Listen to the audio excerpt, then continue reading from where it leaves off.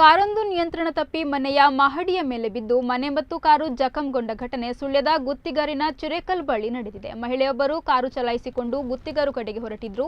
ಚಿರೇಕಲ್ನ ಮನೆಯಿಂದ ಮುಖ್ಯ ರಸ್ತೆಗೆ ಬಂದು ಸ್ವಲ್ಪ ಮುಂದಕ್ಕೆ ಹೋದಾಗ ಕಾರಿಗೆ ಬ್ರೇಕ್ ಹಾಕಿದಾಗ ಬ್ರೇಕ್ ಪ್ಯಾಡ್ನ ಅಡಿಗೆ ನೀರಿನ ಬಾಟಲ್ ಸಿಲುಕಿ ಬ್ರೇಕ್ ಸಿಗದ ಕಾರಣ ನಿಯಂತ್ರಣ ತಪ್ಪಿ ರಸ್ತೆಯ ಕೆಳಭಾಗದಲ್ಲಿದ್ದ ಸೀತಮ್ಮ ಚಿರೇಕಲ್ಲು ಎಂಬವರ ಮನೆಯ ಮೇಲೆ ಬಿದ್ದಿದೆ.